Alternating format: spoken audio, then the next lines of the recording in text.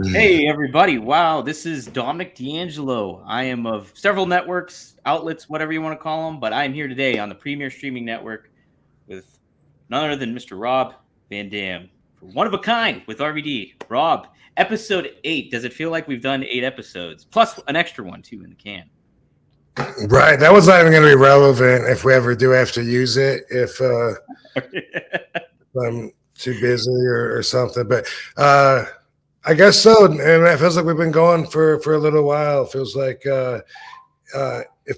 it's becoming a little more fluid, a little. I don't know. It's like it's becoming a little more fun, like after every episode lately, it seems like, hey man, that was a good time, just chatting and talking about stuff I wouldn't think of talking about by myself, and couldn't do it without you, dude. You're a good host. You're Thanks, Rob. I appreciate it, man. Yeah. You're great to work with and everything like that. I really enjoy doing this, and so it's been a lot of fun and got some fun feedback and all that stuff. I'll read a few of it here today.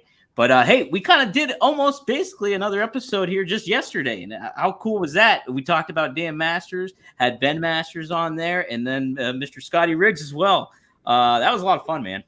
Yeah, I thought it went really well, and I think that was the go away feeling from both those guys too, Ben Masters and Scotty Riggs too. I think everyone enjoyed it. Those are my friends, so we enjoy being together and haven't talked to either one of them in a long time, except maybe just a text here and there. But it'd been I guess last time I would have seen Ben would have been probably in the TNA days, like the first time, so like 2011-ish, and Scotty. We were saying like maybe before that, I think, or something, yeah. He was around TNA time too, I think. But yeah, maybe he showed up like one time. It wasn't around much, yeah, but he like I said yesterday, he was on the 10-year on, 10-year off program, so right. back on. Well, yeah, no, cool to learn about Dan Masters and everything, like the influence that he had and the kind of personality he had and stuff like that. And you guys shared a lot of good stories. It was kind of neat to just kind of be a fly on the wall for a good amount of it too. And I believe his brother was watching the show as well, so he really enjoyed hearing everybody talk about Dan, and also is curious about the same mysteries that we are surrounding his passing. So I saw that message as well. Ben sent me that as well. If we find anything out. Yeah, hopefully we can do some little discovery here or something like that. But yeah, man. So it's gonna be a good episode, I think, today. I don't want to assume anything, but we have some good stuff. YouTube Chris gave me some good notes, but let's. I got some feedback here from that I pulled up from there.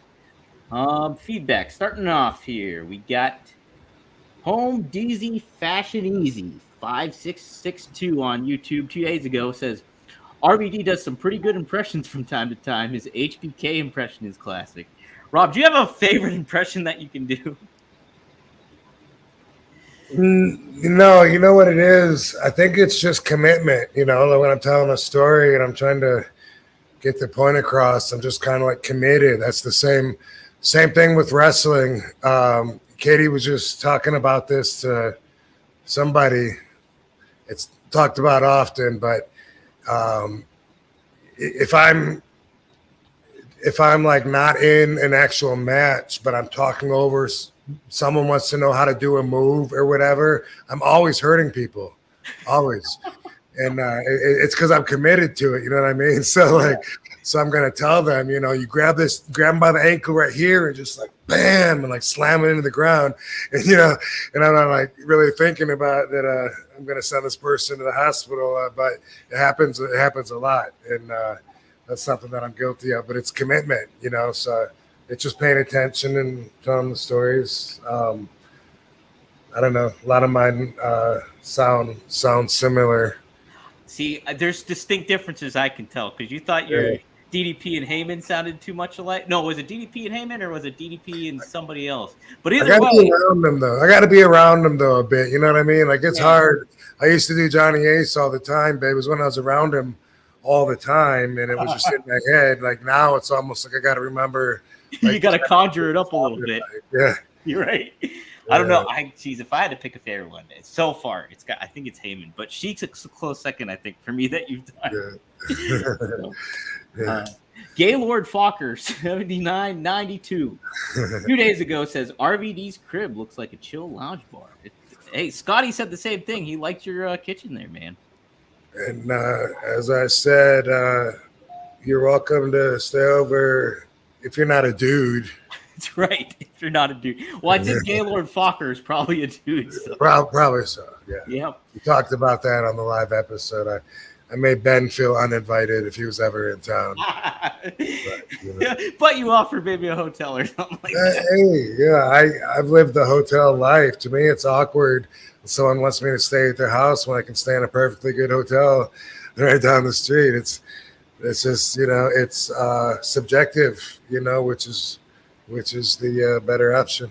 It's a matter of being like privacy too is kind of a nice thing, and just being like, hey, and you said it too, like if you're in a hotel room or whatever, you're gonna throw your gear around, hang your gear up. You don't want to have another person in there. Yeah, I'm gonna poop 5 times a day. It's not fun at someone else's house. No, I don't want to be. Yeah, exactly. I'm in the same boat. Robert Walker 7979 6 days ago. This is a good one because you mentioned how you grew up in suburbia, small townish area of Battle Creek, and this kind of reflects this. As a black kid that went to a school where I was one of a handful of black kids there. Thanks, RVD, for shouting us out. You have been invited to the barbecues for decades now. So yeah, I've had a hood pass for years. That's I first heard that way back in early 2000s, 2001 or 2002 or whatever. Me and Booker would ride around and run into some bros or whatever, and they're like, "Man, you always got a hood pass." I know, RVD's good in any hood. That's it, man. That's it. It's the good vibrations. Yeah, our I wonder if it's like that still. Maybe I'll find out when I go back in September. But Penfield, we had 1 or 2 black kids in each grade. I remember one Indian kid, Sanjay Patel. Man, there was one other Polish kid besides me, and he changed his name. Really? It was Jastrombrowski, and he changed it to J, Bob J. Dang it. Well, there was one other one too. The thing is, I was the Zatkowskis, I had an older brother and sister, and there was one other family, and it was Sabatowskis, and they had a few generations. So the teachers were confused, and a lot of times they would call me that, and it would offend me as a dumb little kid. But Bob J should have been there and had our backs too. But his parents thought, no, it's too hard for people to say. But I remember, in gym class, Mr. Larson trying to yell at me because I wasn't where I was supposed to be or whatever. And he's like, Sabatowski. And I just ignore him and he'd be screaming at me, Sabatowski, screaming at me. And I would just, casually look around because it wasn't my name. You know what I mean? He gets so mad. R.I.P. Mr. Larson. What was the big ethnicity contingency there? I guess it was just Caucasian white. I didn't really even notice as a kid. I'm thinking back at it now. You know what I mean? So I didn't even know. I still don't even know what a Jew is. You know what I mean? I don't know. I don't always think of stuff like that. Yeah. No, I similar to me too. I grew up in an area we literally had maybe 2 or 4 black kids in our school. That was it. And then there was a downtown Battle Creek Central. That's where there was a higher population of black kids, and so it seemed like that's where the majority of them would be found in our city. Yeah, just spaced around. Yeah. Yeah. They probably just had a couple of white kids in their school too. I don't know, but it's also crazy when you think segregation just ended in '68. I started going to school. 7 years later, something like that. So, yeah, that's really wild to think. Actually, holy shit. Yeah, It's not like it was overnight, like boom, like everything changed, Right. like No, I'm sure gradual kind of process too. very much like cannabis prohibition. There's still the oppressors that don't know that they're fighting a losing fight now, and that common sense is won. So they're still in there laughing at the thought of being high. It just makes people laugh. Dude, it's like every day, like nowadays too. If I smell weed, it's just like, hey, it's what it is now, and it's it's been a long time Except coming. for in 12 states. That's That's crazy to think. Yeah. Crazy to think. All right, Extreme Pop 324. 23 hours ago said, I'd love to see a new indie promotion if controlled by RVD, Dreamer, Al Snow, Sabu, and Raven. You would probably never want to run a promotion, would you, Rob? I don't believe in absolutes. Mm-hmm. I don't know if we've talked about that. Yes, you mentioned it, I think, before. Well, but it's never been something, and at least not in my adult life, that I don't know. The more I keep trying to say it, I keep thinking like, oh shit, I can't talk to him. That's my lawyer, but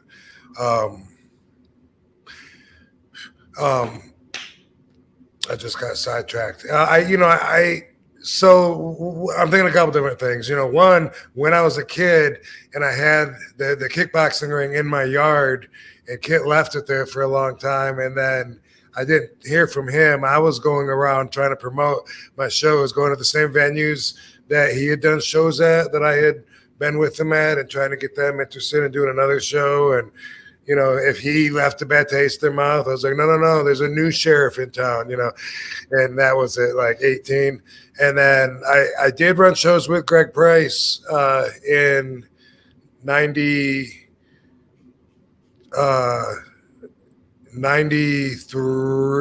when I left WCW.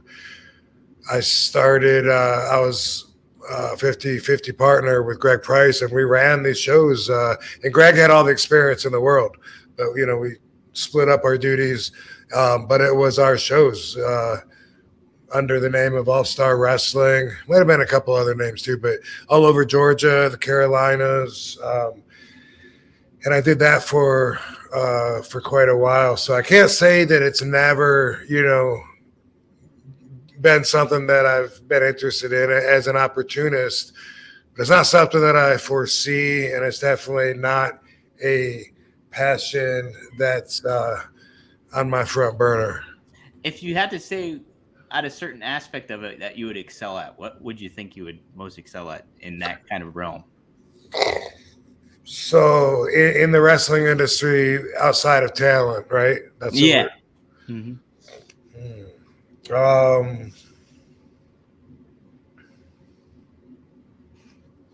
Dude, I don't know. I don't know that when a lot of agents, when I think of the agents, and I don't mean to insult any, but just from subjective to my views being there, it was the kind of job that to me as talent they looked kind of like stooges, and that's because they seemed afraid, for their job and wanting to make the right calls and hoping the matches that they got assigned to were the better matches of the night, which is also subjective, and and wanting to make Vince happy and wanting to be on the winning side of any debate, and they were just. So I don't know that I would, outside of that, I mean, it could be a real important job, an agent, but, and I don't think I got the patience to be a trainer. Like I can tell somebody one or two times, and then I've said it like, dude, I told you not to do that. Why do you keep doing that? I'm done. Like, I'm not, I'm banging my head on the wall. And I hurt people when I'm training them. So I don't know. Front man, president, something. I don't know. You tell me. There you go. I think if the handcuffs were kind of off of like, to your point, it's like if you're an agent and you're kind of like wondering about, when the hammer's going to drop or kind of concerned for your job and well-being and stuff. If the pressure's off like that, I'm sure you could be pretty darn good at that though. You know? I love Terry Taylor. I learned to eventually. Mm-hmm. But when he first got a job at WWE, and I don't mean the first time ever, but I mean when he came aboard after I'd been there for a while and he wasn't there, and he came on as an agent, he seemed to, for some reason, decide to pick me as a project of his or something, because I had some bad habits. I was not always easy to find. I was out in the parking lot a lot when somebody might be looking for me. You know, I showed up late. I was not the first guy to want to talk over a match and at 1 o'clock in the afternoon. Quite the opposite. You know, and so that bothered me though. You know, and I was, you know, some of the boys are also afraid for the job as talent. Some of them look at the agents like the agents are above them, and some look at it the opposite way, you know. But anyway,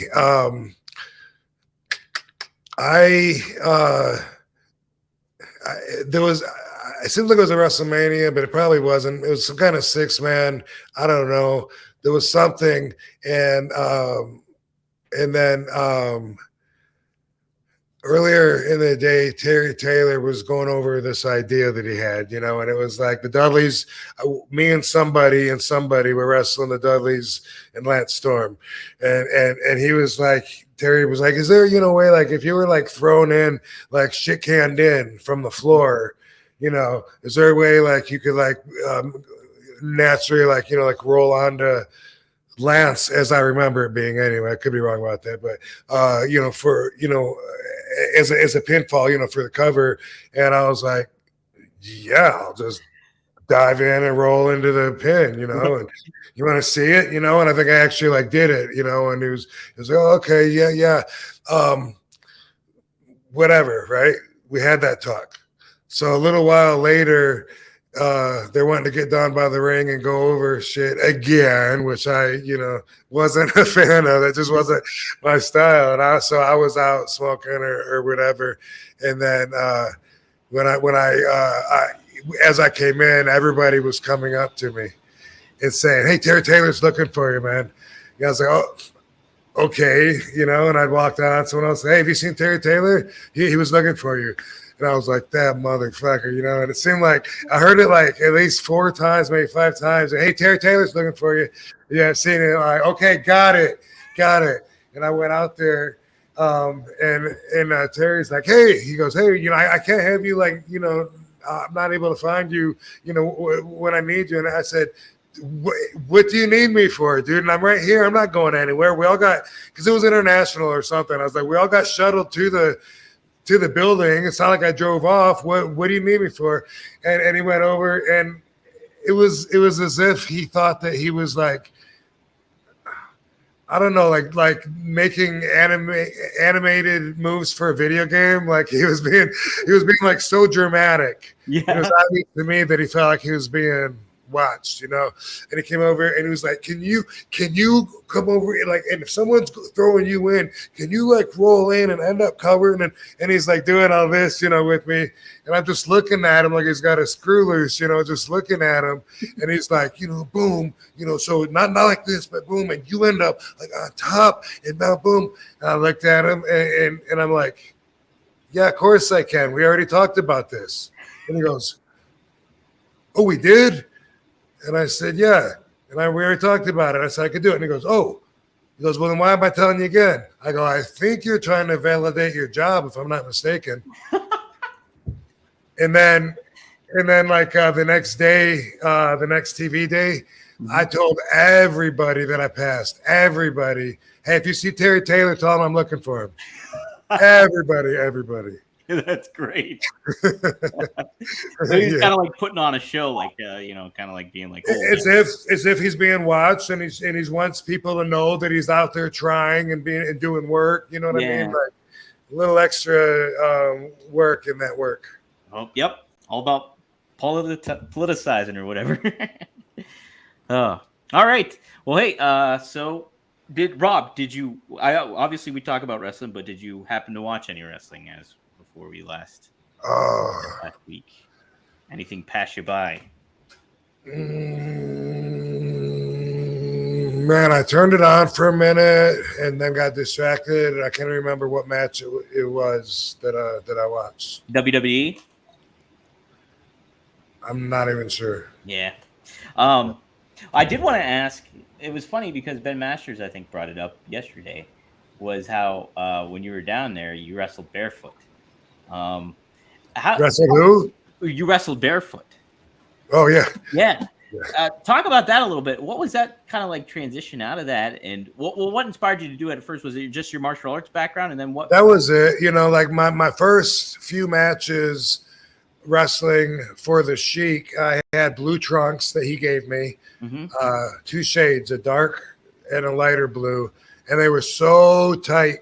And he taught us that you have to get them wet to put them on, and that they were really secure and tight. And he said that was how you do wrestling trunks. And I ordered Ringside Products boxing boots. They were white, and that's what I wore, like in USWA, and I guess white wrist tape probably on my wrists.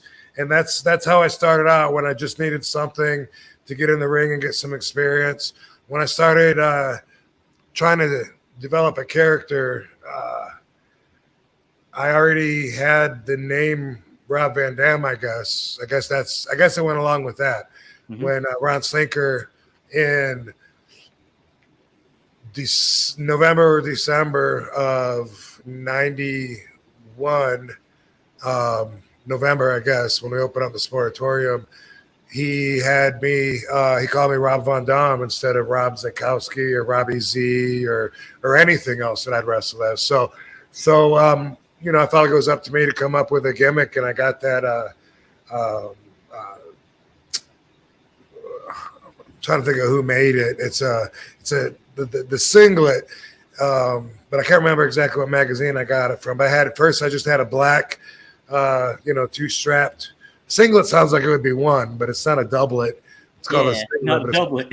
Yeah, but anyway, in my mind, you know, I tried to get the look that Lionheart had when Jean-Claude was in the swimming pool, the empty swimming pool, fighting in Lionheart, because I was a big fan of that. So actually first I just wore like spandex pants, just the shorts, just the spandex shorts. And then I guess maybe it evolved quickly into the top, the whole thing. But around that time, I went barefoot, and I just thought it would be expected because I was martial arts, you know, and I thought maybe it would help make me crazy because I dove to the floor and wrestled, you know, a style like that even back then, and doing that barefoot, I thought would make me look tougher. One time I was wrestling Pistol Pez Watley, and I did a step behind sidekick. We're both on the floor, and my base leg slid with some spilled beer on the floor, and just sliding like that, I got a hairline fracture in my foot. And that's the first time I remember really getting hurt and thinking like, wow, my feet are getting pretty beat up, because I'd be in a cast. I was non-weight bearing for a minute, you know, and had to go through the whole healing process. And I was taping my ankles more and more. And then Giant Baba in Japan, after a tour or two, maybe, told me he wanted me to start wearing boots. You know, and at first I gave him pushback, you know, like, no, I want to be different. I don't want to be like everyone else. And he was like, you know, it's going to be better for you. It's going to make your feet last longer. He didn't, you know, I'm paraphrasing, but he said that in his Baba talk. And I'm really glad that he did, you know, because my feet were getting beat up. They did, even with the boots, because I never wore like regular wrestling boots like other wrestlers, especially back in the day, probably still, but they'd have extra thick soles so they look bigger. And I was like, I'm not gonna be able to control my kicks or jump and bounce off the ropes with extra thick soles. So I wore boxing boots. And then eventually, when I did go to a pro wrestling boot company, I had them specially made with extra thin soles on the bottom for my style. Wow. All right, so that's interesting because I always just thought it was like your choice. I'm moving away from the, but I didn't even know that like Giant Bob was. That's pretty crazy. Yeah, yeah. Man. At How the was it? same time, he wanted me to wear like some bright colors or something like that. And that's when I started getting my stuff airbrushed. Wow, how about that? Jeez. Yeah, Well, how was it working with Bob overall as like a promoter and stuff? Like your interaction? it was great. Like I knew right away, everyone that had anything to say about him just said he was completely trustworthy, first class guy. He's never going to screw you over. If you're loyal to him, he's loyal to you. And so I just knew right away to expect great things from him, and he was awesome. That's odd. Yeah. And that's what I heard too about him too, is like I know Bruno Sammartino was super loyal to him, and even when like WWE had like a New Japan connection for a little bit, he still wanted to do All Japan with Baba. And then Terry Funk, I know, was big on it. And yeah, there he had that, base of American wrestlers that would go over there for sure. Mm-hmm. It was an honor, like being around Japan. If you mentioned his name, if you're, I don't know, at a restaurant or something, and they're asking, if you're a wrestler and pro wrestler this, or whatever, you be, if you were like, hi, Baba san, oh, Baba san, like, he really carries a lot of weight. And, and Inoki as well. Those two guys both ended up splitting off and running their own competitive companies from one main tree that was ran under Ricky Dosan. Ricky Dozan, yeah. Yeah, and Ricky Dosan's daughter now is in the office at Noah, and she's the one that I was working with last summer. No way. Wow. Yeah, Nasawa is the wrestler, who's a big ECW fan. They always wants to book these hardcore matches and wanted to book me. But she was the office lady that I dealt with about the flights and all the COVID bullshit and everything. But she's that's what she's doing now. Ricky Dosan's daughter. No way. Wow, that's crazy. That legacy's still going on too. And from way back when like that too. Wow. I just read in the Sheik's book recently that he was murdered, Ricky, and I didn't know that. I would be curious to have that conversation with her. I think it was like the Yakuza or something too, right? I think that's yeah. I think so. Yeah. That's wild. Yeah, the history of wrestling is nuts. It's crazy.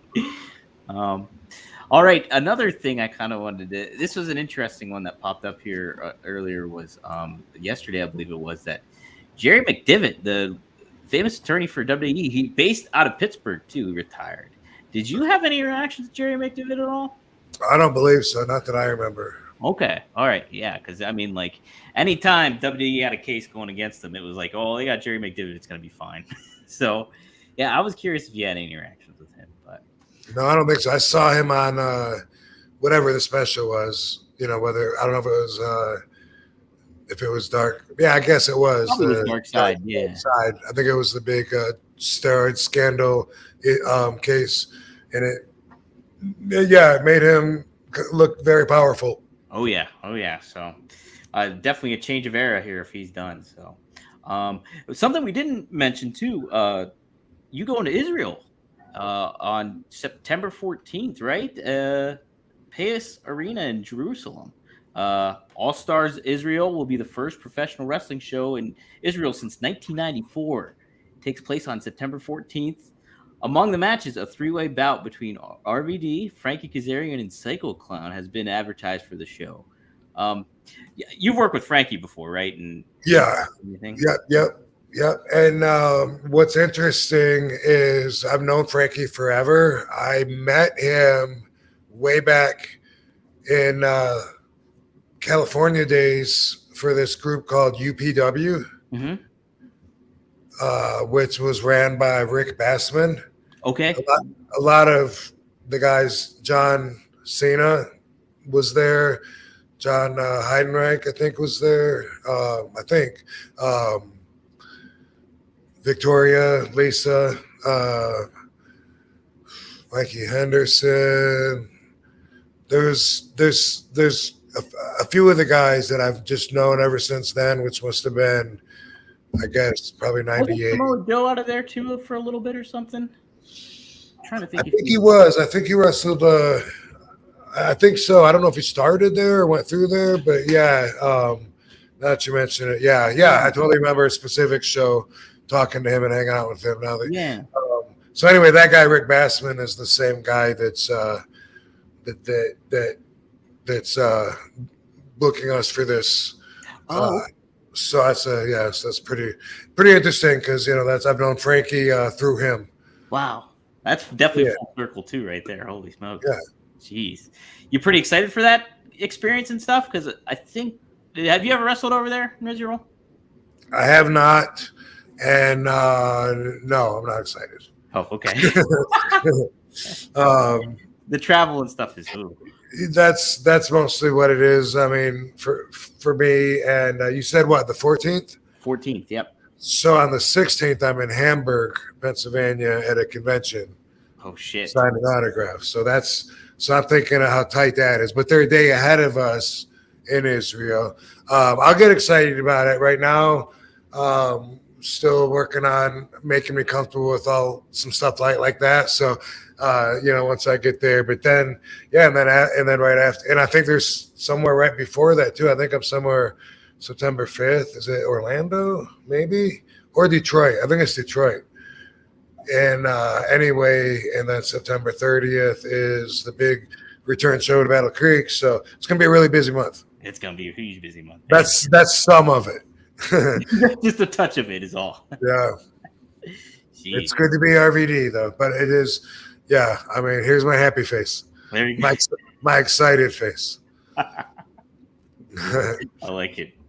But it's not too often I get to add a new country to my list. One time somebody said, "Have you ever counted how many countries you've been to?" And I was like, "No." So we just sat there and I just started like sitting at the bar or whatever, just started listing all the ones I could think of, and I got pretty close to 40. And I was like, I guess that's a lot, Yeah. Yeah. And Have you been to all the states in America? no. No. Okay. Yeah. There's some I haven't been to. I probably have to look at a map or a list in order to tell you all of them, but then I might be wrong about a few of them. There's always some places I might forget. You know what I mean? I think I've been to South Dakota maybe once, North Dakota once or twice. I don't know. So, there's a little room for error there. It's tough. I mean, I can only imagine too. You're just there. Sometimes you just go to a hotel and then you go to the arena or whatever. And so it's like, was I in a state? That's kind of That happens, but there's definitely some states that for some reason wrestling doesn't seem to go to. If I've been to Wyoming, I don't know. Awesome. I don't know. Maybe, the fans in Wyoming could tell you, but yeah, right. There's some states like that though, and I don't know why. Jeez, yeah, I know it blends together. I could, geez. All right. It's Wrestler Spotlight time, and we got a good one. So this week, YouTube Chris has a treat for you. This week's Spotlight is someone you knew very well. It is Katie. Hey. Yeah. So here we go. All right. Let's start at the beginning then. When and how did you and Katie meet? Katie and I met at WrestleCon in Dallas in 2016. She was there at the Wildcats booth with Luke Hawks. Okay. And I was just a few booths away from her. And no, check this out. This guy, Brian Keenan. Yeah. He's calling right now. Mm-hmm. That was the end of my sentence. No way. I swear to God, dude, I've been telling you, this stuff happens. This is how plugged in I am to the universe with dude calling right before doing the Dan Masters show, all that. But anyway, I was about to say that I was a few tables away from Katie, and I was with this guy, Brian Keenan. He was my agent. Isn't that crazy? That's so crazy. Yeah. He calls right on the money. Man. That happens all the time. Like people ask Dreamer asked me one time, because I was really starting to get into synchronicity and I was journalizing everything. Like I'd write that down because there's messages there and you can uncover it. Like it gets deeper and deeper. Like you can just keep uncovering it and then they relate to each other, all these different synchronicities. And then, and every once in a while, I like to do that. But at this time, Dreamer was like, what's the advantage? And I was like, dude, you don't understand. Like, it's like I'm plugged in to the universe and it's working for me. Like I'm with the flow. But what's the advantage? I mean, why? What's the difference? I go, it's like going down the road and every light turns green for you. You know what I mean? And you just know that everything is going your way. I mean, that's what the magic of this is, when you really get plugged into it. And he didn't get it, but when I was first discovering it, I would have a list for everybody. I'd be like, dude, I was just talking about this guy. I hadn't talked to him in 4 years. And then he texted, but anyway, it happens a lot. We just have to open our eyes to it. Man, what's the first book that turned me on to that synchronicity? I believe it was The Celestine Prophecy, if anyone's interested. Ooh, I'm interested because I definitely like that kind of stuff. The Celestine Prophecy by James Renfield. It's a fictional book, but it's about the 9 insights to spiritual ascension. And the subject is very nonfiction. Like they tell a story of a guy going to Mount Pikachu or whatever, and learning step by step all these things that a lot of us that are like-minded like this, it changed our lives. There's so many people I've met that are like, dude, that got me into it too, because it turned us on to seeing everything as energy. And anyway, the book was so good. The movie, not so good, but there's nonfiction study guides to it as well, because so many people liked the Celestine Prophecy. So there's like the Celestine Vision, and there's sequels to it. And anyway, but before I get sidetracked, that's how Katie and I met. Was that she was a couple of rows over, and Luke brought her over. She wanted to meet me, and I didn't know, but I was already on her radar. And she already had her eye on me. She was training with Wildcats, and she had asked Luke to bring me in because Luke would bring in some guys sometimes and do wrestling seminars, guys that aren't as expensive maybe as RVD. And but she tried.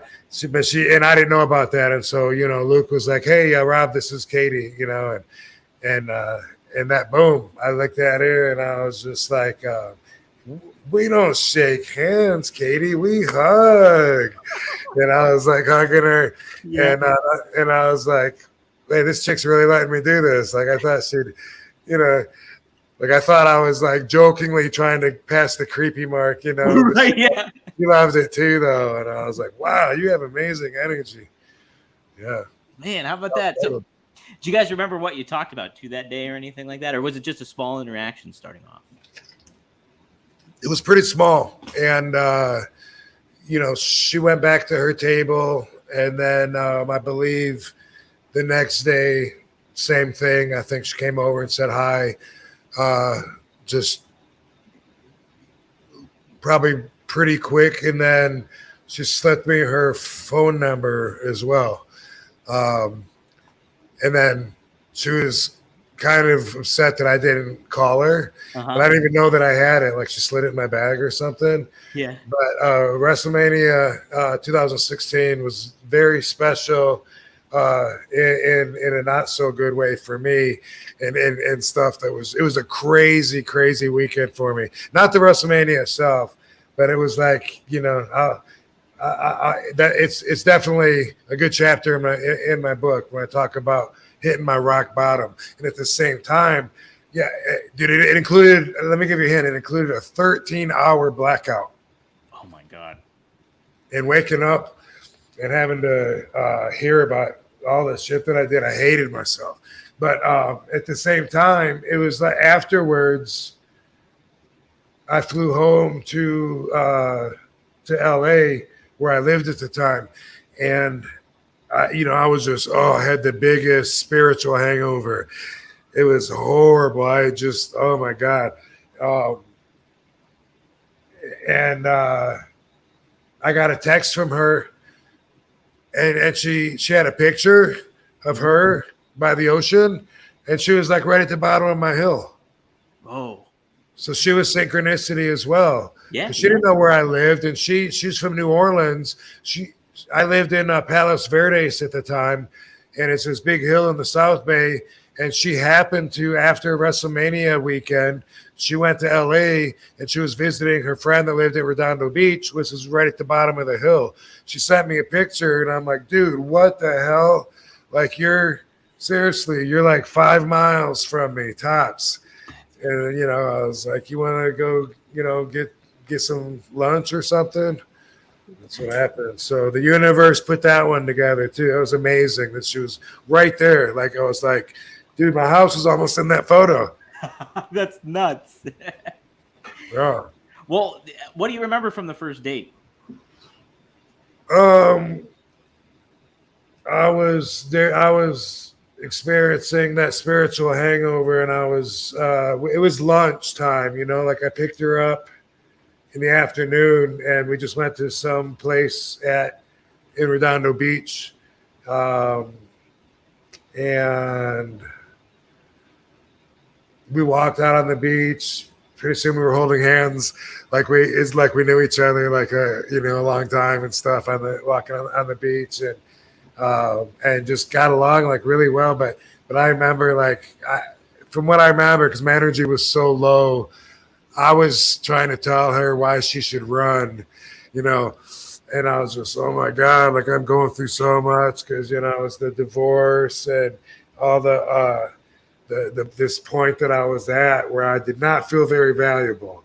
And so, I was trying to tell her that, and I guess she liked it, whatever. She wanted a project, I guess, but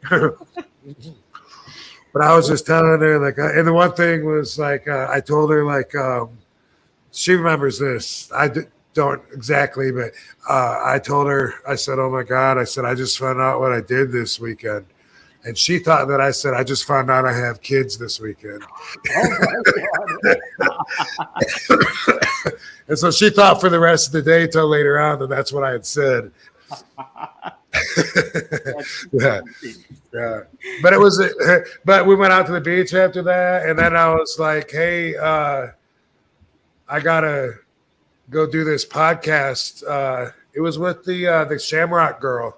Mayan Shamrock? Yeah. Yeah. Yeah, her and her man, Uncle Eddie or something, some name MMA, something like that. But anyway, I said, I can drop you off, back at your friend's pad if you want, or if you're having fun, you can come with me, and then I can drop you off, or we can go do something else, whatever, And she was like, I'll come with you. So I brought her with me to the podcast, during the whole headset, the interview, I had the whole headset. I kept, checking back and making sure she was cool and didn't feel ignored or whatever, because I didn't know, Yeah. And my evil ex was like the most insecure person in the world. She would have 10 minutes in, she would have left and just been like, you forgot I was there anyway. You looking at that Shamrock girl, or I just didn't know. It took a long time. I'm still learning how cool Katie is. She's amazing.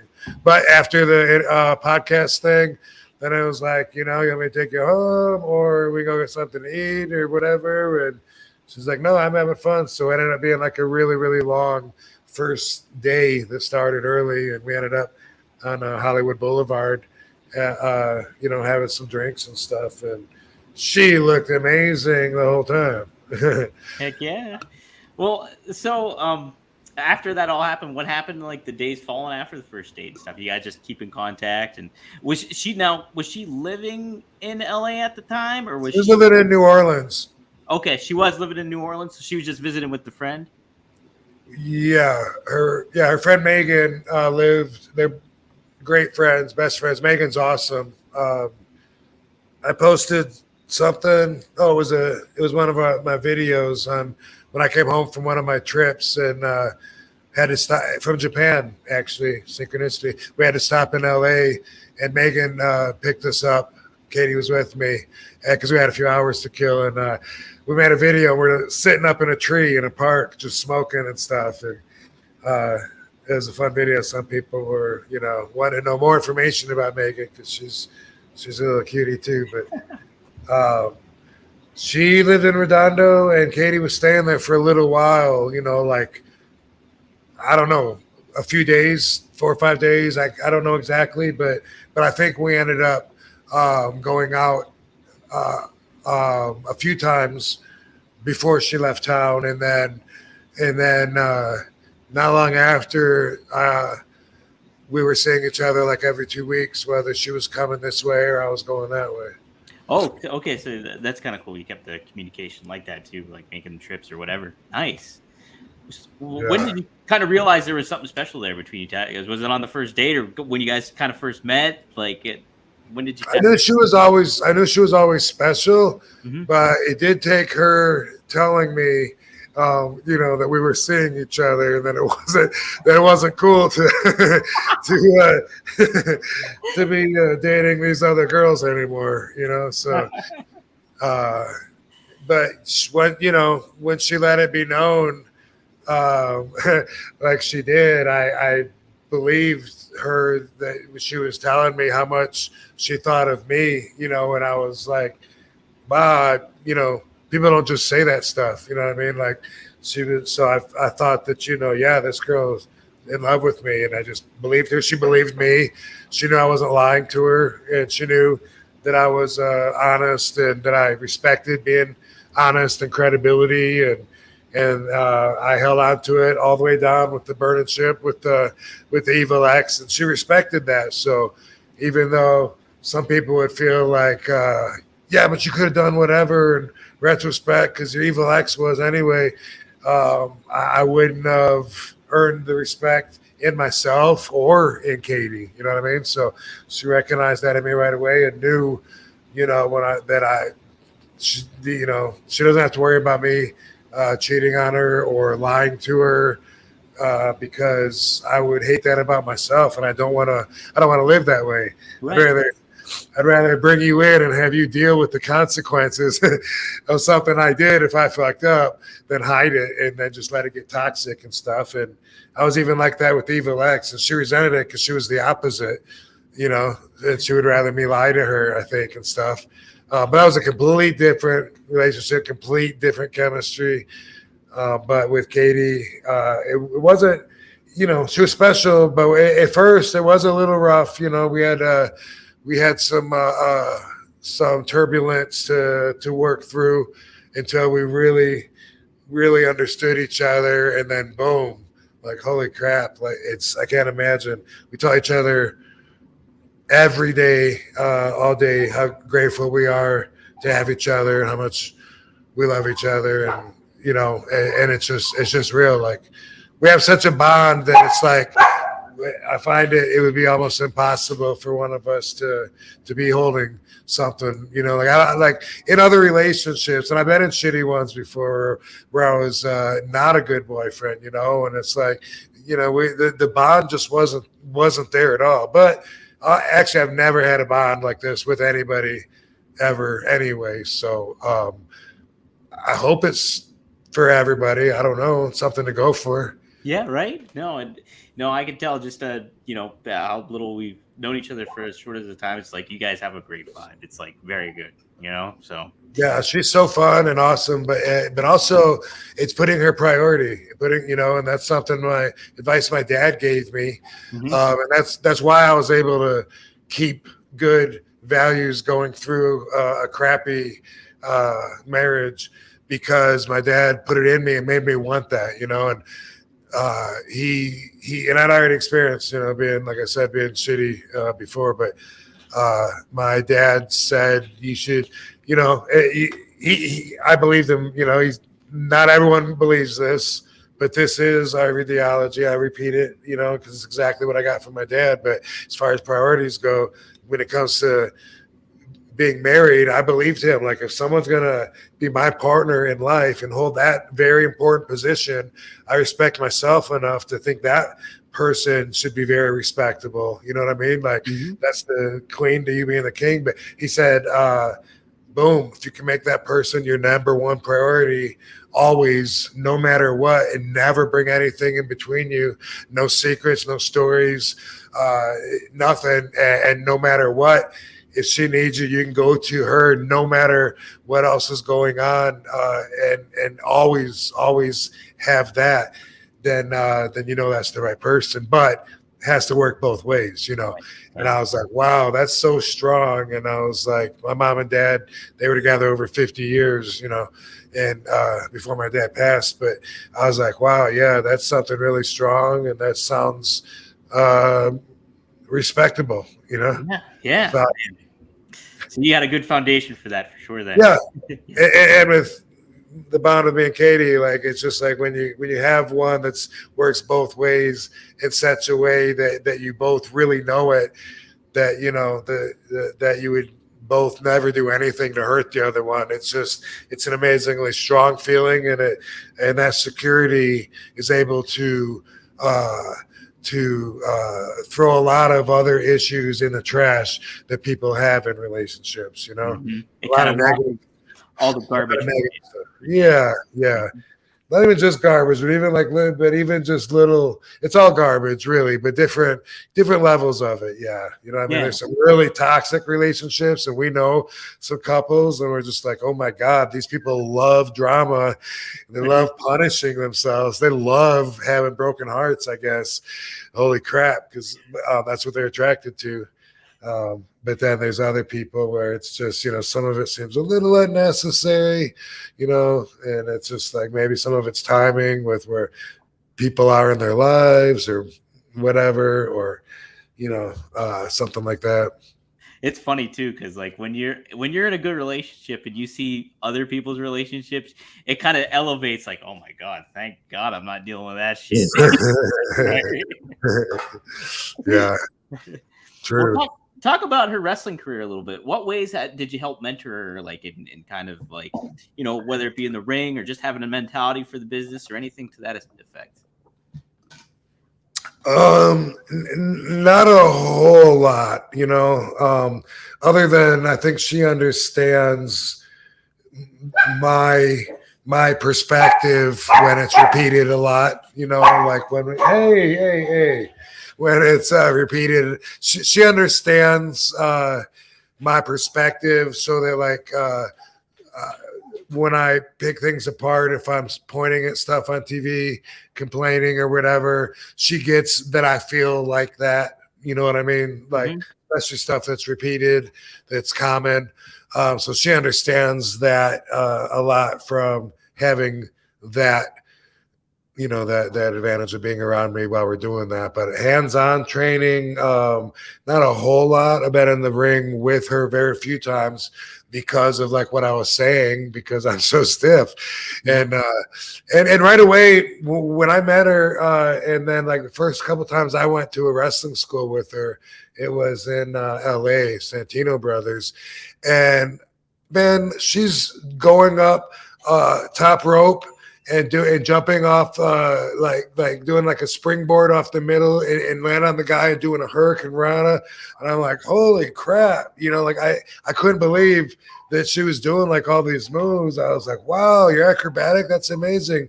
And then when I started wrestling with her, I realized right away that she didn't have the foundation, the fundamentals at all. And so there was like a big empty, like an eggshell that had these pretty things on the outside. But right away, just being, hey, let's just do a little bit, do to me what I do to you. There was like nothing. And it was just like, wow, okay.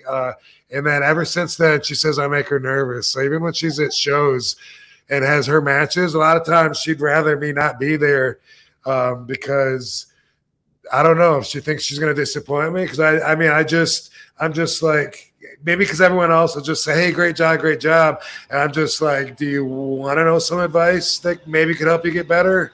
You know what I mean? And a lot of people hearing that, as much as it can help. So, I think sometimes that makes her nervous because she knows that I have higher standards than the other her peers, at these all girl wrestling shows and some of the stuff that she's doing. So, but she wrestled for Wildcats, and the fans, I noticed right away, the fans love her, and she connects with them, and I see why, she's a sweetheart. So it's awesome having her with me at conventions and matches whenever I can. It's awesome having her on the road with me. But she did WOW. She did a show for Ring of Honor out here in Vegas. She was with Impact, of course. Mm-hmm. So that's some of her experience. She wrestles for Indies. She wrestles for Giant Khali in Australia. And she wrestles for like RCW in Texas quite often. And she takes bookings like an indie wrestler. And I've seen her all along the way improve and get more and more comfortable, just like you do, Yeah. But it's amazing that she went straight to those hurricanranas, and now her feet don't leave the ground as much. She's not a high flyer as much once we got her comfortable with more what's her comfort zone. So that's changed. But yeah, I'm not. And I said earlier, I don't know if I'm that good of a teacher because, like I said, I can say something a couple times, and then if you don't get it, I don't understand why you don't get it. You know what I mean? Like, and then I'll show you, and then I'll hurt you, and then you're not having fun anymore. Well, that's pretty cool, though. Talk about your guys' decision to get married. How'd that all come to be?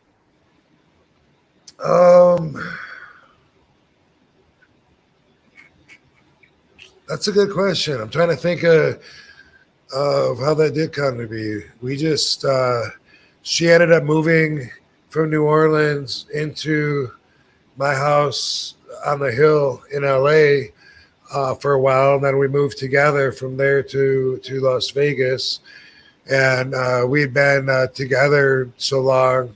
I considered her my wife. I can't remember when the decision was made or talked about. I don't know. It seems like that's a weird thing to blank on, but I don't know. No, but it makes sense though, because like if you guys are having like just this organic relationship and you're vibing with one another, it's like, and to what you just said too, it's like you already felt like you were married to her, so it's like it kind of just goes like that. Like the universe kind of connects like in that in a lot of ways. It was really organic, but she did always take the driver's seat, and she was aggressive. And if I remember right, I think that she already had like the rings ordered, and so we had already gotten them. And so I felt like there was a limited time to where I should, ask, pop the question and do it now, because there was some dates that sounded good that were in mind. And then plus it was like, I wanted to ask her on Valentine's Day because it was like one of the only days before there's something that was coming up, and she was going on the road for 2 weeks or whatever. So it was kind of like a quick, thing. It wasn't like a big on my knee in the front of the town square kind of thing, but yeah, I mean, we had already ordered the rings, but she was on top of that because it was her brother-in-law's dad, I guess. I don't know what that would be to her, if that's an uncle, but anyway, they made rings, and so I guess our conversation must have led to where it was comfortable to go ahead and be prepared. And so whenever you're ready, And it would just worked out like that. So. Yeah. Did you guys do anything special for like the honeymoon? Go anywhere? A favorite place? Not yet. We're still trying to. Yeah. We've had a lot of awesome work trips. We're very fortunate to get booked and go to some really cool places together. But we have yet to go somewhere just for that purpose. Before that, it was going to be a divorce trip. Yeah. Go to Hawaii or somewhere where neither one of us has been, somewhere tropical. but we never got that. So then it became, well, slash honeymoon is what we'll call it. And then now we're still we still look at the schedule and say, what about, what's August this look like? Are you free here? Because we've been busy. But like I said, we've been very fortunate to go places together, Australia, the UK, really cool places, and work there too, which, she's a hustler. She probably want to do a signing at our honeymoon vacation anyway. She got an opportunity. Yeah. Nice. Yeah. You mentioned this on one of our early episodes too. How your recent run in Impact with Katie? How did that all happen? Were you two booked before the other, or did they bring you in together? How'd that kind of all happen? It seems like I was there first. Sabu and I did a match with Pentagon and his brother. Yeah, Ray Phoenix. Yeah, and I think it was at a WrestleCon weekend, something like that. That sounds right. Mm-hmm. And I believe it was shortly after that I guess they were in town because Scott D'Amore met with me at the Nerd Bar. That's like the only place I go whenever I leave home because my friend owns it and it's very wrestler friendly. And he talked about me coming in and being like their Sting is the way that he put it. Mm-hmm. And so we talked and ended up working out. And then it might have been Katie came later. I mean, at first Sabu was there and then Katie was there. And I was like, wow, they're really trying to keep me happy. That's cool. That's what it felt like for a minute. Yeah. But then Sabu wasn't there. And then I don't know, they turned me heel and Katie was my manager. There was some, I don't know, it seemed to happen like kind of quick. It's kind of like a big blur. It was quick. I remember too seeing it on TV and stuff. It was around that time when I first interviewed you. You were like doing the heel turn and all that stuff. Okay. Mm-hmm. Yeah. It seemed pretty sudden and stuff. What you mentioned that before too, like how it was a little bit anxiety inducing or something to that effect when you were working with her in the ring, and like just because of it, like just the way you guys, talk about that a little bit. What was it like working for you guys there? Because I remember you saying something to that effect of it was being like a little tenser, not with you two, but just worrying about working in the ring together. So. Right. Well, so that's gonna right when I'm going out to the ring. I mean, that's pretty much going to be the most intense part of my day, probably. You know what I mean? I'm all warmed up. I got myself, loosened up, and I got my brain, going where, man, I hope I don't screw up, and hope I pull off anything that's high risk. And I hope, I remember to do everything I want to remember and hope this goes well.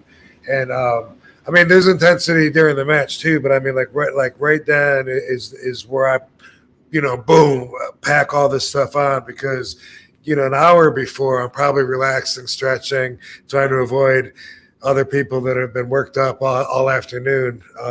So at that point, I'm used to, okay, I'm going to handle all the pressure just right now. And you know what? I got this. I've relied on myself that forever, many years. That's built up a confidence to where I know I can go out there, even if I'm like, wait, I keep getting forgetting, or I keep, there's something it'll come together. A lot of times I go out there like that, and that's from experience. But with Katie, like her, she'll be like nervous like that, and she'll want to go over, like if she's doing something, coming in with a chair, whatever, she'll want to go over it so many times, and I'm more concerned that she would screw up than I would. You know what I mean? And then also, so that's a big part of it. Just that, and that,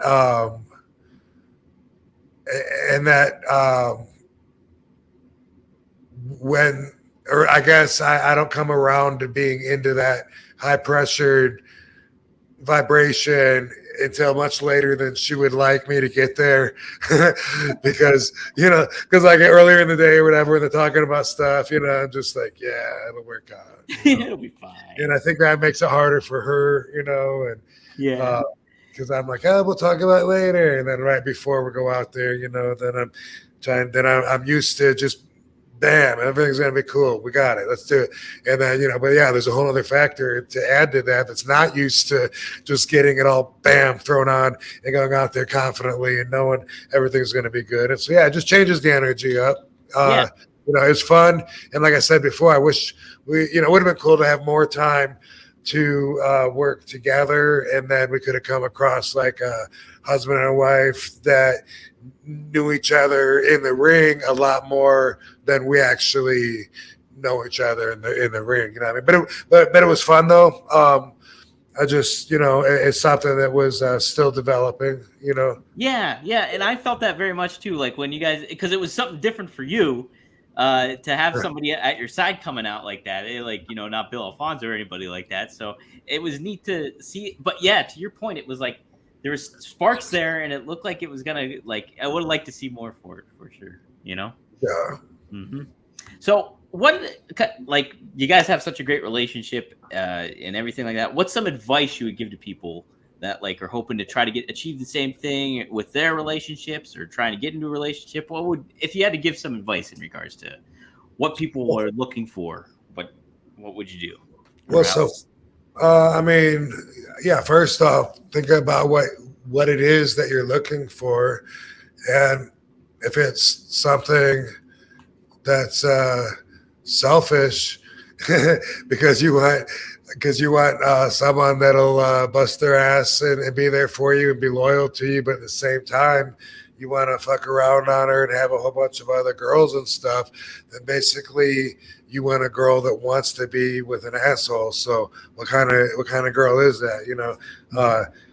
People a lot of times are mad that their other significant other doesn't trust them, but it's because they don't deserve trust. Yeah. People hurt each other. They hurt each other, and then we know so many people that are together years past a what do you call it, an indiscretion, years past somebody getting caught cheating and they're still brokenhearted, like years past, and they still remember it. And it's like, what a thing to do to the person that you're going to spend your whole life with, is to break their heart so that instead of them admiring you and thinking you're the greatest person they could be with, instead they think you're an asshole and they owe you one. Right. Yeah, exactly right. and everybody messes up, but again, it's priorities, and it's people get married too young when they're not ready, or they want to have wild sex parties, but they want to be married to someone that will just be home with, take care of the kids, like Little Miss Homemaker, and then and they want everything, and it's like, hey, I get it. A lot of people want the rock and roll lifestyle, and if that's what you want, then I'm not here shaming you for it, but for for breaking the hearts of those that are closest to you and hurting that relationship, I don't know. It doesn't seem like a real good decision. And besides, maybe they're not the closest ones to you after all. And then they think they are. And then what? Then you're basically wasting their life. That's someone's daughter or someone's son or whatever. And they're living a lie thinking that you are devoted to them when in fact you're not at all. That's, it's seeing the big picture like I do now. That's how I see that, and it's like when I was in my early 20s, mid 20s,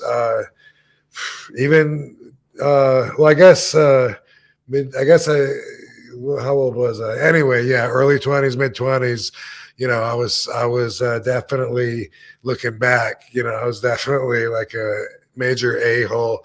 And I'm so glad that I grew from that. When I recognized that in other people, I was just like, oh my God, that that person has so much growing to do if they will. Yeah. Because I'm so not that person that would wait till the girlfriend that I was staying with, living at her place on her dime, and then she'd go to work, and I'd have the neighbor that lives a couple apartments down come over and bang her on this girl's couch.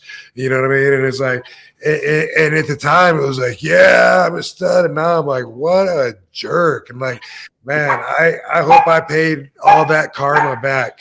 You know what I mean? Yeah. Because that's how life works as it comes around, you know. But again, I do everything to avoid drama now. So that's my number one goal in life. And that's the foundation behind all of my decisions. So that's why I look at it the way that I do. That's definitely a good foundation to have, is avoid drama. No doubt. Yeah.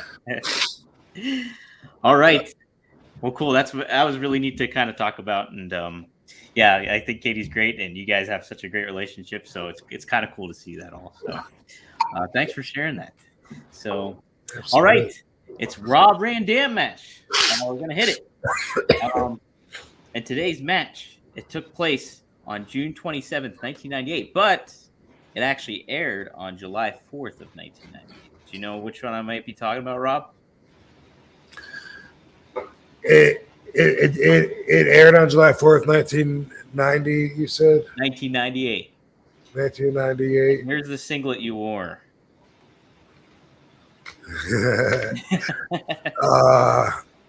I think is that a match with Jerry Lynn? No, nope. I don't know. Okay, it's when you and Sabu won the tag team titles against okay. Lance Storm and Chris Candido. So, dudes. Yep. Sabu threw me in, and I had to like roll and cover Lance Storm for the win. I remember that.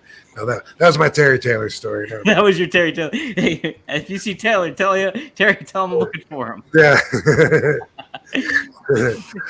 All right. So, yeah, let's see here. Looking at the notes, you and Sabu had an interesting angle going on at the time. You were a team, but you're also, let's call it, friendly rivals. We're about a month removed from your match. He was jealous. He was jealous. That's what it was. That's what it was. You were about a month removed from your match with him at WrestlePalooza, which we covered at the pay-per-view. Yeah, we talked about it a few weeks ago. What are your memories of the angle with Sabu? Did you guys think you were going to wrestle each other again soon on a pay-per-view, or was that not really talked about too much? You guys wouldn't actually wrestle each other until Guilty as Charged in January 2000. So was there any talks about you guys like going to butt heads earlier on afterwards when that happened at WrestlePalooza? I have no idea. Excuse me.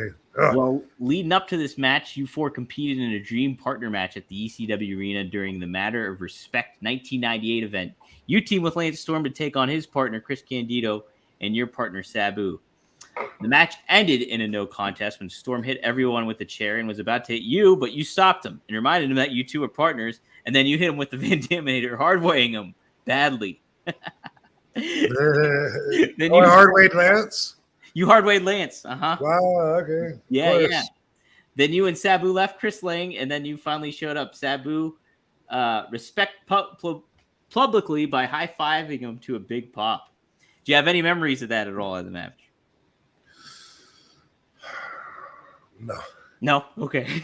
No big deal. But I'm thinking, like I had that match with Sabu with Matter of Respect, which is where when I first came in and started the angles with Sabu, and got the song from Pantera. Mm-hmm. Yeah, thank you. Yep. To go with that. So that was definitely 96. How was there a Matter of Respect 98? Did that become, or was that an annual pay-per-view? Maybe it was before I even got there. I don't know. Yeah, it might have been. This was, according to Chris here, Matter of Respect 98. So I'll follow up on that though for sure. Well, here, how about this? What did you think about Chris and Lance as a team? Did you enjoy the matches that you and Sabu had with them? Like them vibing up with one another? Yeah, I knew that it was going to be a good match. Mm-hmm. I knew that they were going to probably maybe complain about my stiffness, if I was stiff. I mean, those would just be two guys, that would point it out or something, maybe, but I liked both of them, and the crowd liked both of them, and so yeah, I thought it was a good team. I think they were good friends, so it seemed natural to me. I think that Lance traveled with Chris and Tammy, if I'm not mistaken. So they were definitely a good team, and I don't remember what happened when we beat them for the gold, or what I was eating when I was first told that we might be the champions, or what shirt I had on. No, I don't know, man. You remember, but you remember, like I said, like when we talked about the Cena match, and the questions, like when they were kind of marky like that about when did you know this or that or whatever stuff that he's dying to know.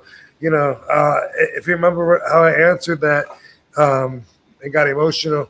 It was like I did not allow myself to believe it anyway, so I don't even know, because anytime something was mentioned, you have to take it with a grain of salt. At least I felt like you did. You had to if you were me, because that's how I would deal with stuff. They could have said, "Hey, we're gonna you're gonna win the battle royal tonight," and I'm like, "Oh, okay." It just, you know what I mean? Like I wouldn't. That doesn't mean it's gonna happen anyway, and. Right. I got forced to learn that the hard way after being there, right. So it wasn't like, hey, I thought I was supposed to win the battle royal. Instead it was just like, oh yeah, I get it. That's how most things happen. So it wasn't until I beat Cena, it wasn't until that 3 count anyway, that I then allowed myself to believe that I would be in that championship spot at that time. So, so it's not like there's meetings, like after the show, and like, oh, when are me and Sabu gonna have the belts? Like I think it should be No Way Out or No Forgiving. I don't know, man. Whatever. At different times, yeah. No, I get it. Well, I'm excited to kind of get your reaction on this. So I found this clip. Now this interview or backstage promo you guys did, I think aired. It was the week before the match or 2 weeks before the match. I can't remember. Either way, it's great. It speaks to what you were saying about you getting your confidence and behind the mic and stuff like that. So let's check this out real quick. So, no, it speaks to what you were saying, Rob. Like, definitely feeling the vibe of it all. And yeah. And I miss having Sabu to play off of too, like that. Yeah, because you're like, hey, all right, fine, whatever. Like it's just like, yeah, definitely. And like him not saying anything's great too, I think.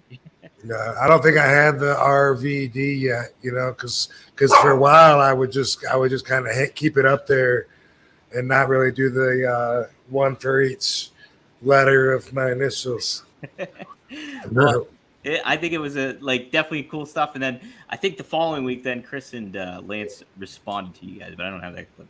But either way, so we talked about a little bit. The finish here was kind of cool because you and Sabu ended up winning the match, and the titles were put. You put Chris through the table at the same time. You guys did, Sabu did the leg drop, and then you think you did the 5-star or splash through the table, and that's how you guys got the win ultimately. But the pop you guys got was nuts.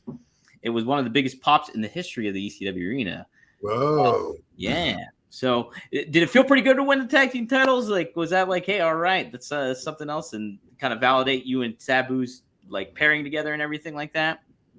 It felt incredible. There we go. So, man, it was the Sheik's boys, collecting all the gold. So that's cool. That's definitely cool. And yeah, this made you double champion. You held the TV title at the same time. Which is the only time I like to have a belt on my waist. When I have 2 belts, which I've had several times throughout my career, I like to have it around my waist. Otherwise, I hate that. I just want to have it on my shoulder. So yeah. I'll have the belt snapped up waiting for me before I go through the curtain so I can put my arm through it, right? Mm-hmm. And somebody always there's some idiot that thinks they're helping by unsnapping it so they can put it on my waist. And I'm like, dude, snap that fucking thing back up. Grab it from them. Stupid. Give me that shit. Now you just didn't like how it felt on the waist, or like just how it looked, or what was it? Just your preference kind of thing? Well, I know that I liked the 2 championship belts because it felt like armor. You know, it felt like I was man at arms from He-Man, Master of the Universe. Like I was shielded. You go ahead, shoot me, dude. You can't. And I think, I don't know, like with the belt, I just, you know, I like to hold it. And a lot of times my music would hit and I'd be back there, snap, snap, snap, because some idiot unsnapped it, you know, and now I got to snap at least a few of them so it doesn't break when I go out there, because I like to have it around my shoulder. You know, I put it on my shoulder, high five everybody. And then I like diving under the bottom rope and rolling and then going up, you know, and putting my hands up.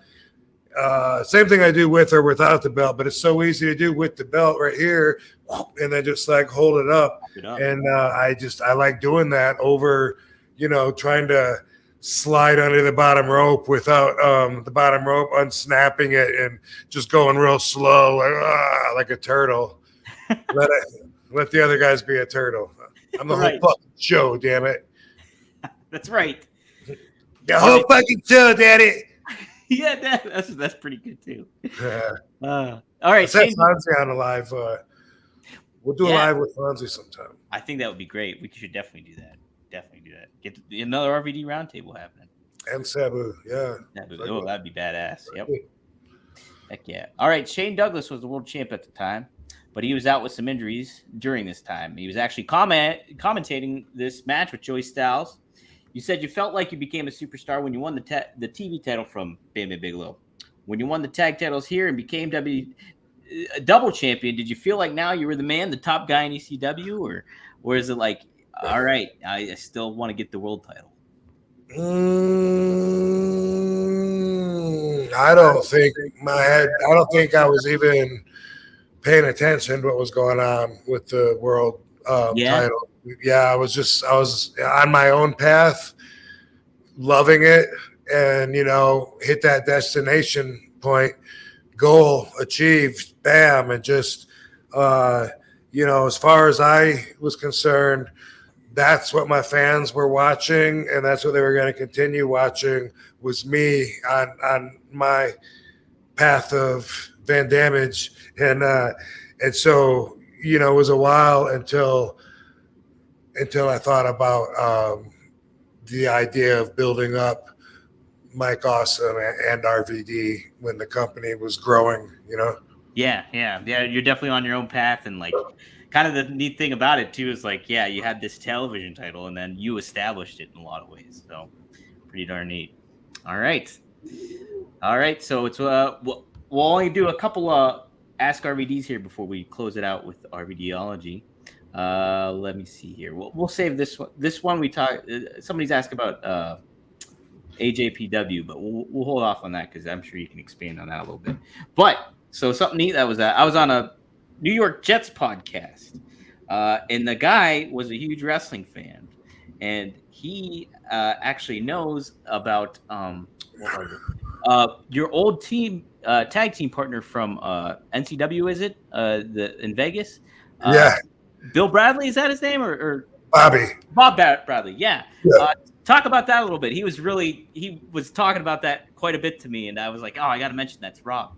So yeah, my first time coming to Las Vegas was a promoter named TC Martin, and he had taken over pretty much from.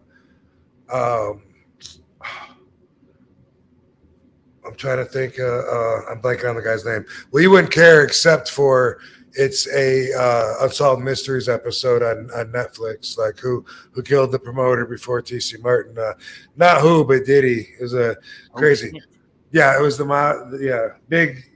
Anyway, we can come back to that if you want. It's Buffalo Jim was the guy, the local guy. He was the local wrestler. He promoted shows, and he had an office that was on the corner of this big building that was a strip club that the mafia ran, the Chicago Mafia, and they fought all the time. They wanted to buy him out. They wanted him to leave. He wouldn't do it. He was keeping a stooge list, telling the FBI about everything they were doing. And they had all kinds of shams. They had Rick Rizzolo was the guy that was running it, and man, like Spilatro's brothers were there, and the cop that was in Joe Blasky, the cop turned mobster. And Godfather worked there. He was one of the guys there too during this time. Man, it's great. He knows a lot of stories. But anyway, at this time, they were really taking advantage of the customers. It was Crazy Horse 2, and customers would come in, and the girls would like get him drunk, and then ring up a huge, ridiculous bill. And if they complained, the bouncers would take him outside and beat him up in the parking lot. Yeah, it was crazy. They had possibly an escort service in the limousine, all kinds of crazy shit. They killed one guy was a quadriplegic. They didn't kill him. That was in the back parking lot, paralyzed the rest of his life. And so, anyway, this dude Buffalo Jim kept on top of all that. And then he ends up dead. And if you want to watch the episode, it's called "Death in a Hotel," and it's last year's 2022 October season of Unsolved Mysteries on Netflix. Great episode. I've always been into that because I love the mobster stuff. But also, they could do like a whole nother movie. Basically, if there was a sequel to Casino, it would lead right into Crazy Horse 2, and that was the Chicago mob as well, plus some guys from New York, and crazy. But anyway, my first few times coming out to Vegas, that dude Buffalo Jim was on those shows, and he gave guys he might have given me a ride from the airport one time. I'm not sure. It's so long ago, my memory's fuzzy. I think maybe he did, but Sabu knew him really well.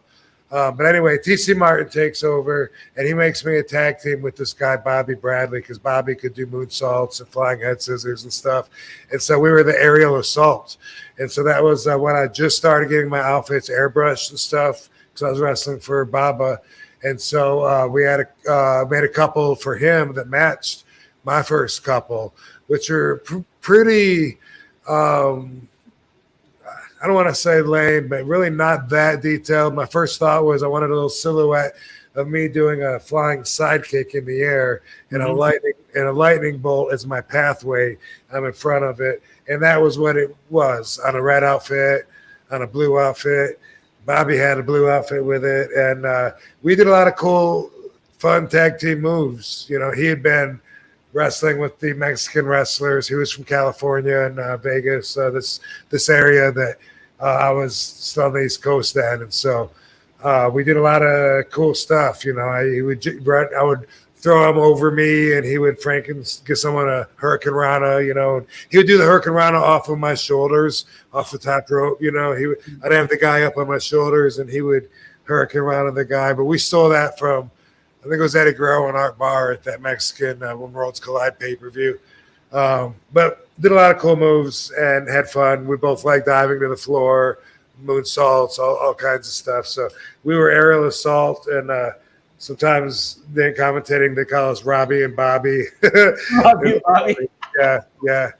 He's a good guy. I got him booked in All Japan, and he did a tour over there and had a lot of fun also as my partner. When Baba said that he wanted me to find a partner, but he didn't make the cut, as far as that goes in Baba's eyes, as far as what they were looking for a new partner for me. They were looking at Mike Lazansky, the Canadian Tiger. But Bobby, he could do all these moves, but he wasn't visually appealing outside of the moves. He didn't work out, didn't look like he worked out, kind of had a bit of a pear shape kind of, and was balding. And so there was a lot. There was only so much I could do for him. He was like, I'm gonna do whatever you say, Rob. You know, you got me. You said you'd get me in Japan, and you did. You know, and he's like, I owe you. And I was just like, you know, I can only do what I can do, bro. You know. Yeah, right. Hey, Rob, it's time to wrap it up. We're there again. Huh? We're here again. It is RVDology. Okay. Well, you heard me say this a couple times during the episode. At least I noticed it, as I always do, because that's what's going to happen. You know, with these principles, I'm going to point it out. But everything is subjective. Okay, so for me, when I said that I avoid drama, I mean that's actually, you know, I love it when at the end of the episode I can like go back and piece different parts of it together and like bring it all in, make it make sense, you know, like Hannibal, I think his name was in the A-Team, when he said, "I love it when a plan comes together." So, you know, I went through a really rough time. I had like a couple of years, you know, when the marriage was on the rocks, falling apart, where I was drinking a lot, and things are pretty shitty overall. And I talked about that rock bottom, and I talk a lot about it on tonight's episode, and there's a reason. But out of that bullshit was this beautiful flower, and that would be Katie. Amazingly, I met her right then, and she ended up being like the best part of my life as well. But I had to rebuild myself because I was like so down, and when I did, I had to put my spirit first. So I reprioritized. I had to. It was out of necessity, and since then, my spirit still always is first. Like, I make my decisions based on that. You know, how much is it going to bring my spiritual vibration down? Is that worth what the compensation is, or the opposite, whatever? So because of that, I avoid drama. Like I said, you know, drama, fighting, arguing, that kind of stuff brings my vibe down. Now, a good debate has a good place anywhere. I avoid like unnecessary conversation a lot of times. I mean, unless I'm in a silly mood, you know, and I'm the quiet guy. So yeah, you could say, "Ooh, you must be real fun at a party."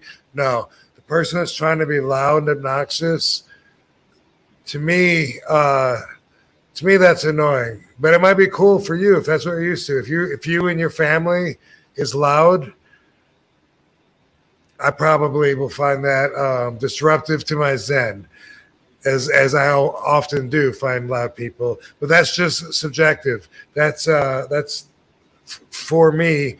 And so the other day I was on the airplane, and this lady was so loud behind, and she was nice, but you know, she was so loud, and she was annoying.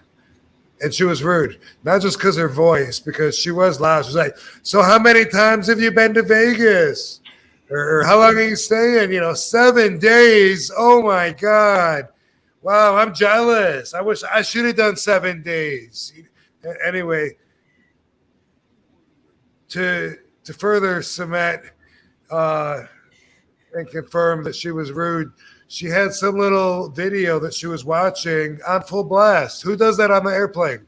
She was watching the Kardashians, and they were talking about Travis Barker or whatever. I could hear it. I couldn't help but hear it. Who does that without headphones and listens on full blast so everybody has to hear it? I just thought, wow, that lady's obnoxious. But that's for me. I mean, you know what? That might be you. That might be your best friend, your sister, your mom, whatever. And maybe that's cool with you. For me, that's not my cup of tea. I don't like to be around that. And you might find that boring, but that's what subjective means. Everything is subjective, And a lot of time is wasted arguing over stupid things. If I would have known when I was a kid, if somebody would have schooled me on RV theology and just said, hey, you know what? Everything is subjective, dude. So there is no right or wrong answer when it comes to opinions. If I would have learned that, all the time I could have saved arguing over stupid stuff like who's the better superhero, you know, or or who's cooler, or who's the better looking girl. Dude, there's not an actual, but bros will still spend time, and bros spend a lot of time doing things that would be disruptive to my zen. But that's one of them. They're constantly judging each other. They're constantly in competition, and they could actually have a conversation that could last a half hour. Bro, dude, David thinks that Michelle's hotter than Nicole. What? Can you believe that? Dude, there isn't a right or wrong answer because everything is subjective. So I just think that you should keep that in mind. And it'll help a lot of things if, like me, you would rather just be passive and understand things instead of confronting them. You know, a lot of people's idea of paradise is way different. And when we grow up, ideas are passed on to us from our parents, elders, people that we respect, you know. So if mom and dad thought that living in a cabin out in the middle of the woods away from everybody is paradise, having 4 miles of property and not having to worry about anybody seeing what you're doing, if that's their idea of paradise, then that's great. But it's not everybody's. And to me, that sounds like hell. Get me out of the fucking woods, please, immediately. Move that cabin up to closer to the street, you know, something. That's not for me, okay? Some people, hey, man, there's nothing better than relaxing on a Sunday noon, out in the boat, in the middle of the pond, fishing. Okay, great.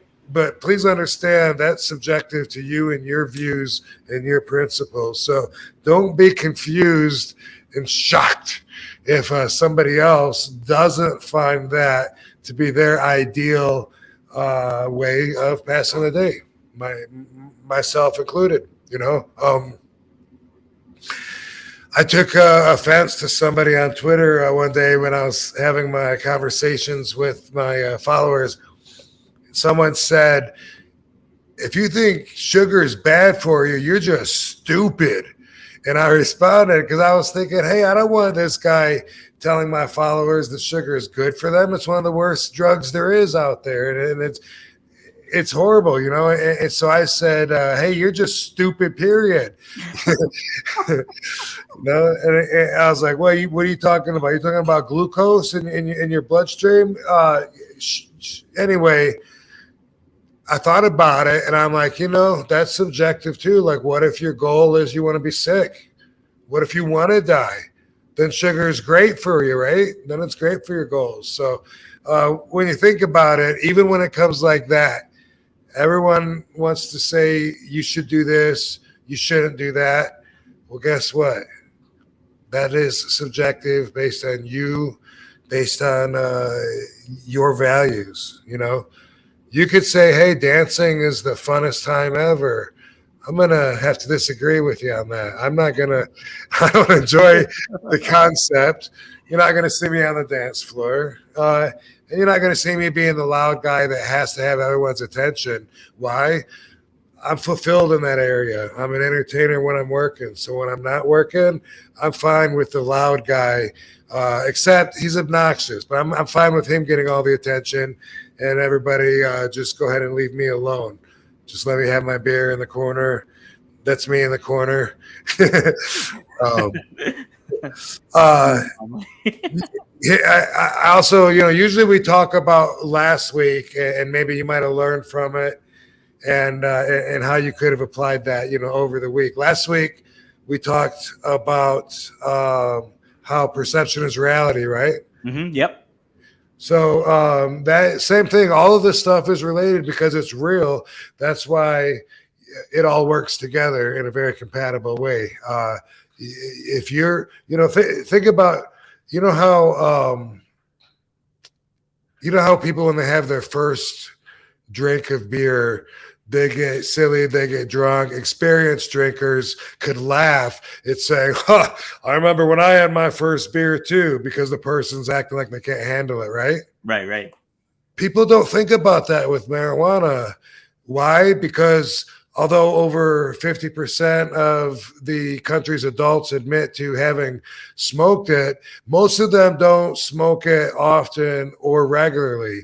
And that doesn't mean smoking a bowl once a week on Fridays before you go out, because that's not going to get your tolerance up. So most people, because perception is reality, they think that when they smoked that one time and it got them really goofy and they couldn't find their keys in their own pocket, they think that's how everybody else is when they're smoking. But it's just like with drinking.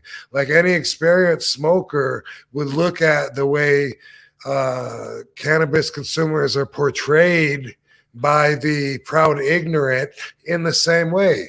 People think, but really, like, that's when you start out. And if you don't go anywhere with it, then fine.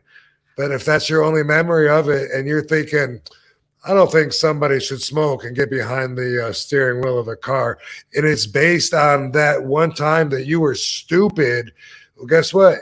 It can think about it more about like when you had your first beer. But to those people, perception is reality, and then also in the same regard, that's the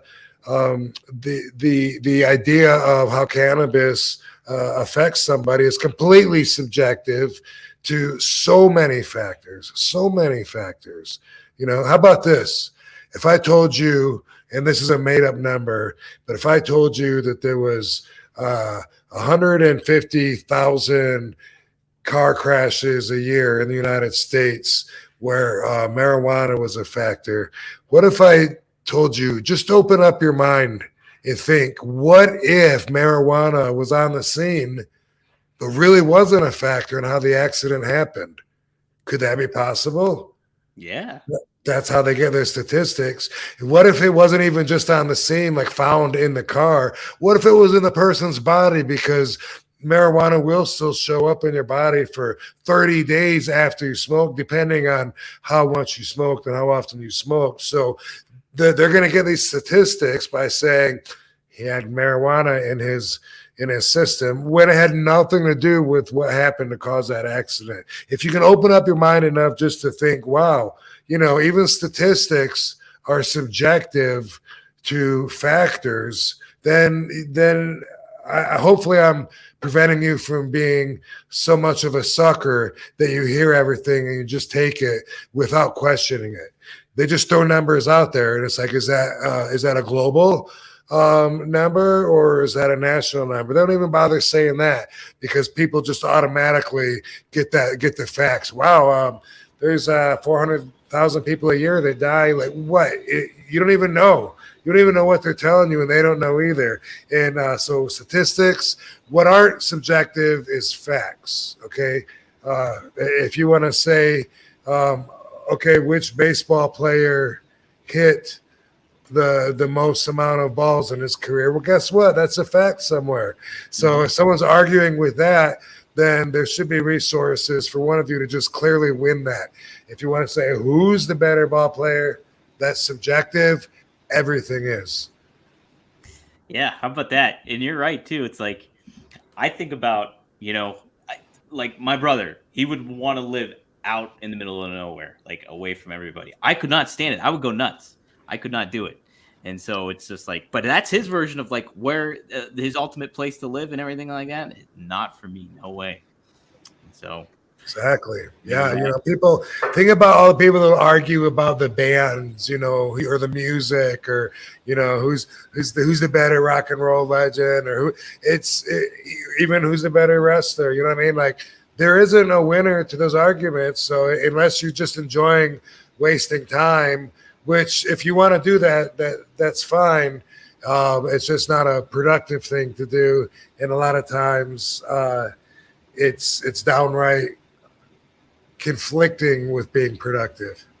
Yeah, you see it all the time on social media, all the time. Hey, Yeah. but what about what happened to you during the week where you said, "Hey, you know what? That's right. Perception is reality." Well, you know what? I always factor it into with a family and how it like just reverted back to like my perception of what fatherhood is or what living the life of an adult is, like anything to that effect. Like it made me kind of very much think about the different elements of how I am now an adult and how I perceive that as a kid is very different from what it actually was in my perception of it all. And then like Right on. and then I think too of my brother has a daughter and stuff like that, and how he handles his daughter is completely different how my dad handled us and stuff like that. It's just, how we perceived it all was that's the way life is and that's the way family is, and it's completely different. So Yeah. that's always a constant running through my head. So perception is always something very key with me. Yeah, a lot of fans will watch these clips on YouTube, and whether or not it's worth them hitting the like button and helping us out, that's subjective to them. Whether it's worth it, it might not be worth it. There's usually like 3 people maybe that for them, they're like, you know what, I'm gonna go ahead and hit this like button. But for some people, they're like, nah, man, you gotta work harder than that, man. You want me to hit like? They hold that power in high prestige. So They do. They hold it all. by the way, I've been trying to keep up with some of the YouTube, the comments on there and stuff. Which, if that's why you're not commenting, dude, I'm reading a lot of them. But I took a screenshot of this because it was so funny and relevant, as I said, it always is. But something about Vince. There was a clip that we talked about Vince and his response after I got busted with the cannabis. Yeah. And somebody wrote that they got what they deserved, especially Rob. How irresponsible they couldn't even wait to get high until they got to the hotel room, especially when everyone's like investing money in you and something like that. And I was thinking, perception is reality. You know what I mean? Like to this person, although not only were we not smoking in the car, but I've never, ever even seen that reported anywhere. This kid's comment is the first time I'd heard it reported that we couldn't wait to get to the hotel room and we were smoking. And that's why, and that was his issue, And, but anyway, the weed was rolled up in a bag in the center console, and I didn't even get arrested. But to this kid, in his mind, maybe it was his teachers or something, that taught him, Rob and Sabu were smoking while they were driving, and that's how they ruined their career. Perception is reality. So if there's other people out there that to them, it went down a complete different way than it actually went down, and they'll always think that. Right. And it goes back to what you were saying too a few weeks even before about assuming, it all works together. I'm glad you understand the net of values and the energy that links them all together. Hopefully we got some other people that get it as well. When I did the signing last week in where was I in New Jersey, I had some fans telling me they enjoy the podcast and telling me that they enjoy the RV theology we do at the end and how it. Some people tell me how it's helped them out or whatever. So that's very encouraging, Yeah. And that's what fucking like button or I'll hit your face. Right. That's not subjective. An RVD stiff kick is not subjective. He'll let you know. Well, cool, Rob. Are you going to Knoxville this weekend? Is that where you're heading to? Yeah, Fanboy. Friday, Saturday, and Sunday. Just a limited time on Saturday, though. I'll only be there in the morning. Oh, okay. So if you guys are watching this on Premiere, be sure to, if you're in the Knoxville area, go say hi to Rob. And there's a lot of cool other stuff going on there too. So cool. Yeah, this has been a good episode. It was neat to hear about Katie and neat to kind of get your perspective on all that. So my favorite subject. YouTube Christmas. Well, guys, yes, like Rob said, be sure to give us a like on there if you're liking the clips. Feel free to comment. Constructive criticism is always good. You want to trash me? Fine. That's okay with me too. I'm okay with that. And yes, if you want to get Rob, hit Rob up on Twitter at The Real RVD. Hit me up on Twitter at Dominic D'Angelo. Follow the pod at RVD Pod, and that's on Instagram, that's on Twitter. But look above, go to rvdpod.com. You can see all the clips there. And if you want to watch the full episode, you can only get that on the Premier Streaming Network. So every Friday at 4:20. But the podcast, the audio version, releases every Monday, Mr. Monday Night at 4:20. So guys, thank you, Dom. Yep. Thank You're you. an awesome host. Hey, thanks, man. Thanks. You make it easy, Rob. You make it easy. Let's do it again next week. Let's do it again next week. We'll see you guys next time here Awesome. on